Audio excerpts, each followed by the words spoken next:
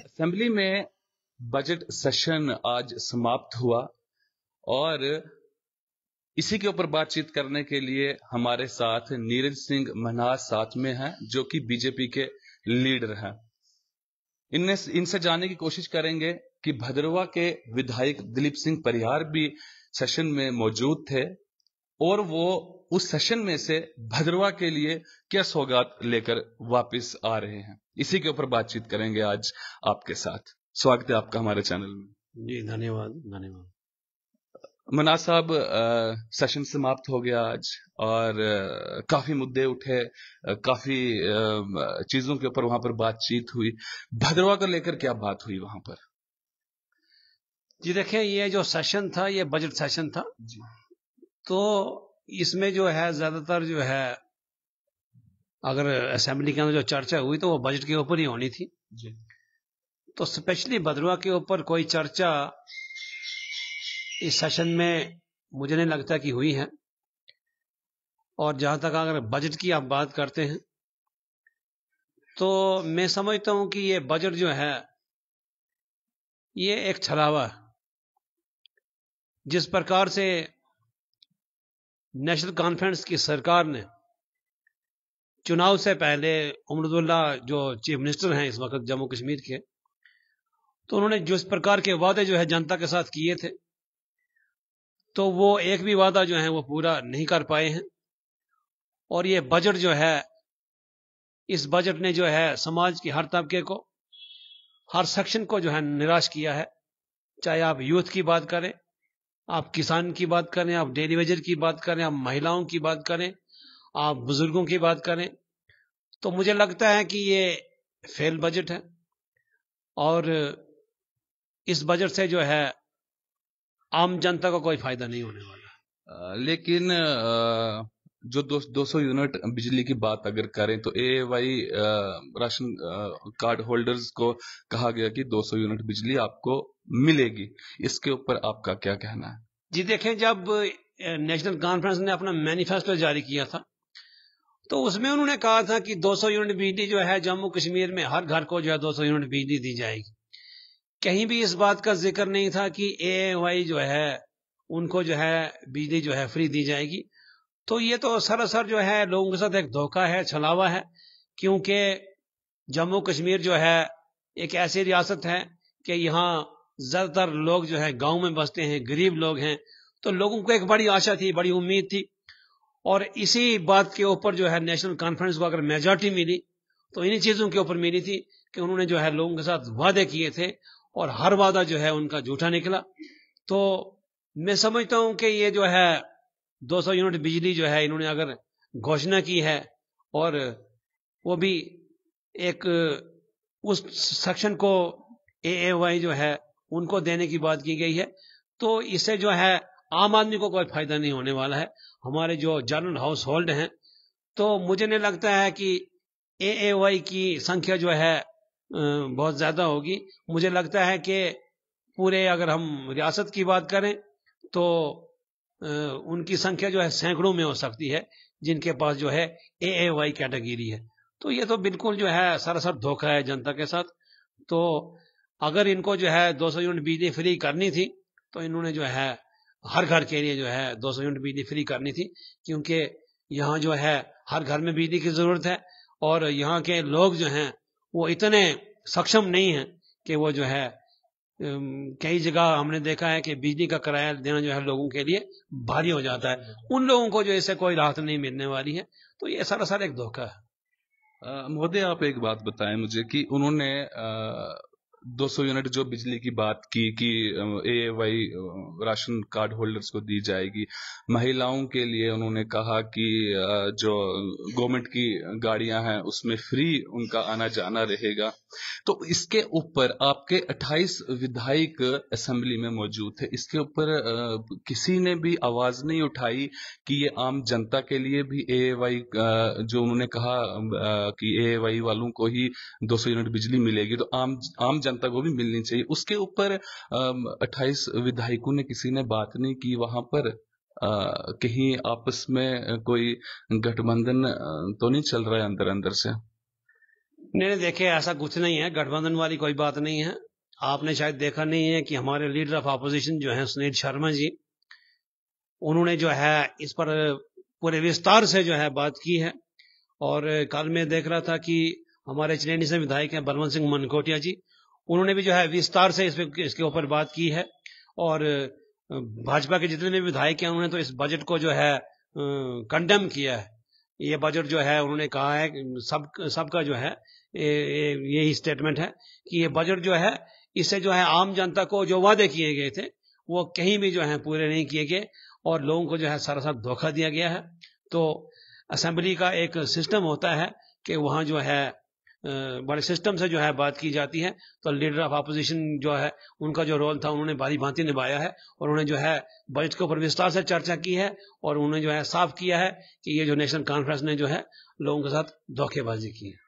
कल आपने देखा कि हर जगह पर डोडा की बात करें, जम्मू की बात करें, श्रीनगर की बात करें, तो अलग अलग जगहों पर प्रदर्शन किए गए, बड़े शांतिपूर्वक प्रदर्शन किए। आप पानी विभाग की अगर बात करें, पीएचई की बात करें, तो उन्होंने वहां पर प्रदर्शन किए, लेकिन उसमें उनके ऊपर लाठीचार्ज की गई, काफी लाठीचार्ज हुआ उनके ऊपर। आप किस नजर से देखते हैं इसको? देखिए, ये सरासर गलत है। नेशनल कॉन्फ्रेंस की सरकार ने, मैं फिर कहूंगा कि नेशनल कॉन्फ्रेंस की सरकार ने जो वोट लिए वो इसी आधार पर लिए थे। ये वादा किया गया था कि डेली वेजरों को जो है उनके बारे में कोई फैसला लिया जाएगा, उनको राहत दी जाएगी। परमानेंट नहीं भी कर सकते तो कम से कम उनको जो है मिनिमम वेजेस जो है बनते हैं वो डेली वेजरों को दिए जाएंगी। उनको जो सैलरी मिलती है उसमें जो है इजाफा किया जाएगा। लेकिन ऐसा कुछ भी जो है इस बजट में देखने को नहीं मिला।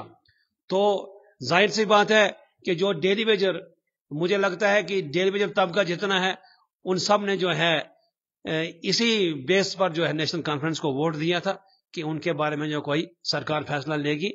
लेकिन जब ऐसा नहीं हुआ तो जाहिर सी बात है कि डेली वेजरों को जो है प्रदर्शन करना था और उनका हक बनता है। तो अगर उनके ऊपर जो है लाठीचार्ज जो है ये गलत है, इसकी हम कड़े शब्दों में निंदा करते हैं। सरकार को कम से कम आप भी निंदा कर रहे हैं, वहां पर बैठे विधायक भी निंदा कर रहे हैं। अब्दुल्ला साहब कह रहे हैं कि जो सुरक्षा बल है, पुलिस विभाग है, वो तो हमारे पास है ही नहीं, तो ये बीजेपी वालों ने ही उनके ऊपर लाठीचार्ज करवाया। इस पे क्या कहना है आपका? उन्होंने साफ साफ कहा है ये। देखिए, ये तो अपनी नाकामी छुपाने वाली बात है। देखने वाली बात है कि जम्मू कश्मीर के अंदर सरकार जो है नेशनल कॉन्फ्रेंस की है और अगर सरकार और सरकार का मुख्यमंत्री ये कहता है कि लाठीचार्ज जो है अपोजिशन वालों ने करवाई है, बीजेपी वालों ने करवाई है, तो मैं समझता हूं कि ये तो एक हास्यप्रद बात है। इस पे तो हंसना चाहिए कि एक मुख्यमंत्री ऐसा कह रहा है। उमर अब्दुल्ला साहब जो है हर बार यही रोना रोते हैं कि नहीं जी हमारे पास पावर नहीं है, हमारे पास ये नहीं, हमारे पास वो नहीं, हम ये नहीं कर सकते। तो चुनाव से पहले उन्होंने जो वादे किए थे वो भली भांति जो है इस बात से परिचित थे कि जम्मू कश्मीर के अंदर जो सरकार बनने वाली है उसके अंदर जो है चीफ मिनिस्टर की भूमिका क्या होगी, सरकार के पास क्या पावरें होंगी, क्या लिमिटेशंस होंगी। क्योंकि उमर अब्दुल्ला साहब जो है एक पढ़े लिखे आदमी हैं, एक सीनियर पॉलिटिशियन हैं, पहले भी जो है वो चीफ मिनिस्टर रह चुके हैं। तो उनको पता था कि पहले उनके पास क्या पावर्स थी और अब उनके पास क्या पावर्स आने वाली हैं। तो उन्होंने जो है उसी हिसाब से जो है लोगों के साथ वादे करने थे। तो मैं समझता हूं कि फिर तो जो है उन्होंने लोगों को धोखा दिया। जब उनको पता था कि मेरे पास इतनी पावर्स नहीं होंगी या जो है मैं ये कर पाऊंगा या नहीं कर पाऊंगा, तो फिर उनको उस हिसाब से जो लोगों के साथ वादे करने चाहिए थे। तो लेकिन अभी तो उन्होंने कहा कि 6 महीने के अंदर उन्होंने एक अलग अलग विभागों का एक संगठन बनाया है और उसमें कहा है कि 6 महीने के अंदर अंदर वो बताएंगे कि किन लोगों को परमानेंट करना है, कौन उसके हकदार हैं। तो उन्होंने वो बनाया। तो क्या लगता है आपको कि 6 महीने में ये 6 महीने के कार्यकाल में ये संभव हो सकता है?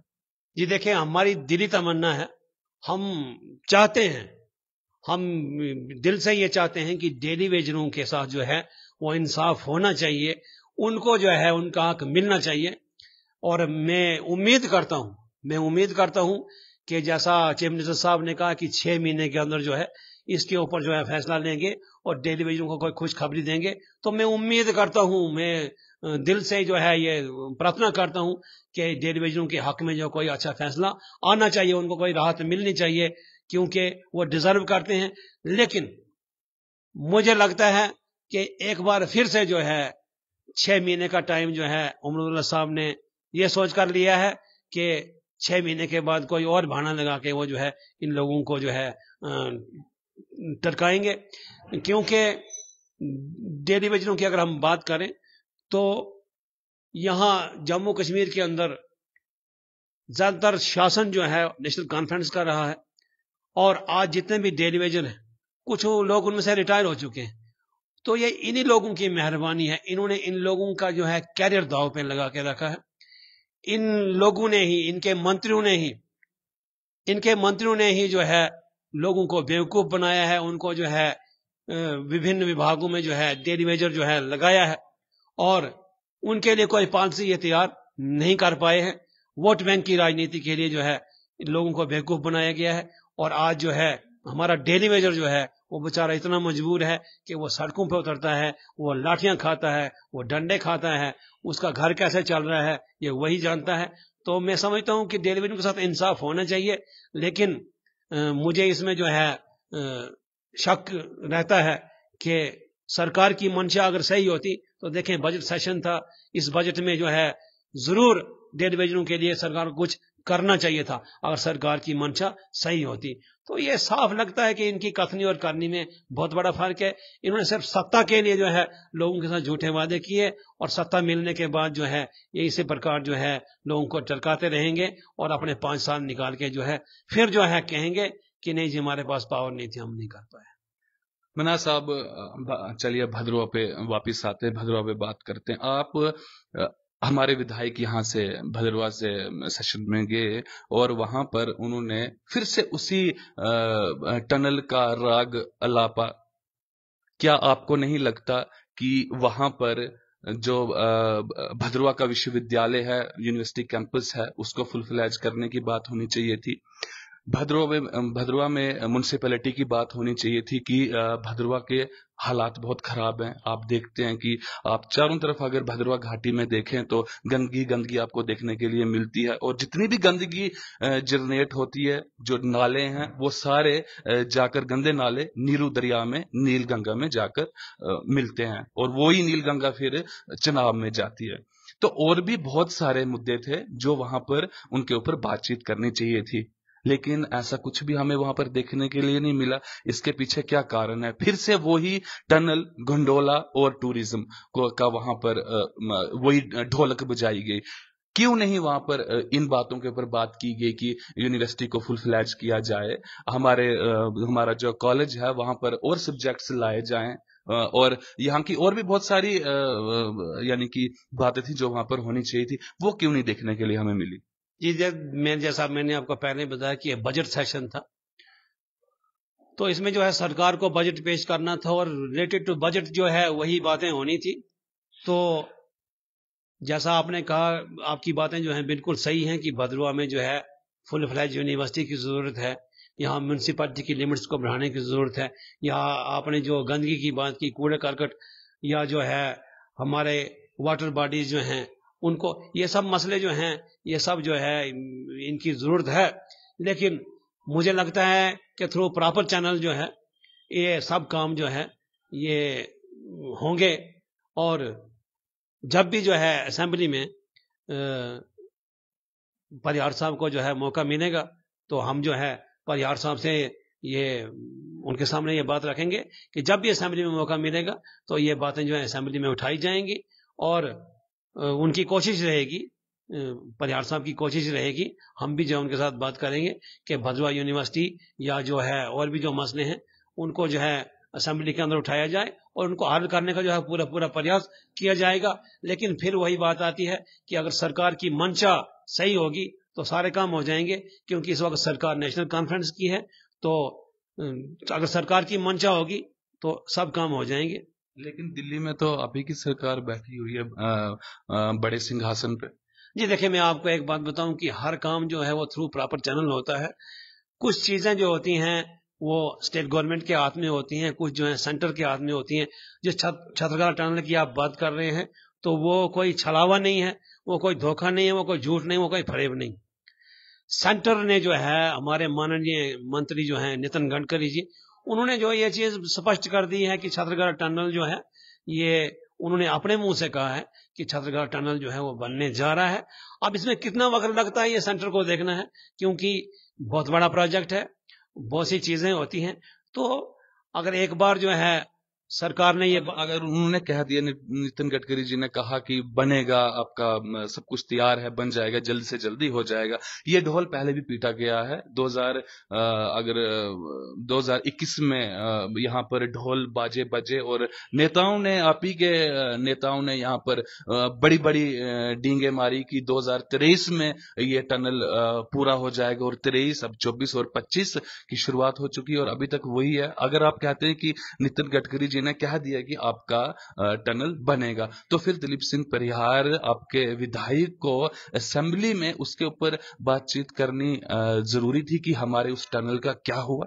क्या उनको नितिन गडकरी जी की बात पर विश्वास नहीं था? जी बिल्कुल विश्वास क्यों नहीं, पूरा विश्वास है। दिलीप सिंह परिहार जी ने प्रयास किया है और ये जो टनल बनने जा रहा है, इसका जो है national highway authority of India जो है वो इसके ऊपर काम कर रही है। तो मुझे लगता है कि जल्दी ही जो है ये टनल जो है इसका काम शुरू होगा, क्योंकि माननीय मंत्री जो है जो कश्मीर आए थे तो उन्होंने अपने मुंह से कहा था कि पठानकोट से लेके जो है वानी बसोली और छतरगाला टनल बन रहा है और ये 4 लेन रोड जो है बन रही है, ये मंत्री जी ने खुद कहा है। अब इसके लिए जो है बहुत बड़ा प्रोजेक्ट है, तो ये सेंटर तय करेगा कि इसको कैसे करना है या किस कंपनी को देना है। इसमें बहुत सी फॉर्मेलिटीज होती हैं, तो ये सेंटर को देखना है कि कब जो है इसके ऊपर काम शुरू होता है। तो जहां तक विश्वास की बात है, तो ये प्रयास जो है परिहार साहब का है, तो विश्वास की बात नहीं है। लेकिन हो सकता है कि उन्होंने स्टेट गवर्नमेंट से ये पूछा हो कि स्टेट गवर्नमेंट का इसमें क्या रोल है। इस बजट सेशन के बाद जब भद्रवा वासियों से हमारी बातचीत हुई, तो लोगों का ये कहना है कि हमारा भद्रवा का भविष्य अंधेरे में हमें दिखाई दे रहा है। क्या कारण लगता है आपको? जी देखिए, बजट जो है, तो बजट में मैं समझता हूं कि भद्रवा के लिए खास भद्रवा के लिए अगर आप बात करें तो खास भद्रवा के लिए तो कुछ नहीं है, क्योंकि बजट में जो है किसी जगह को मेंशन नहीं किया जाता है। बजट में सरकार जो है ये घोषणा पत्र अपना जारी करती है कि आने वाले साल में जो है वो क्या क्या काम करें, जनरल डेवलपमेंट की जो है बात होती है।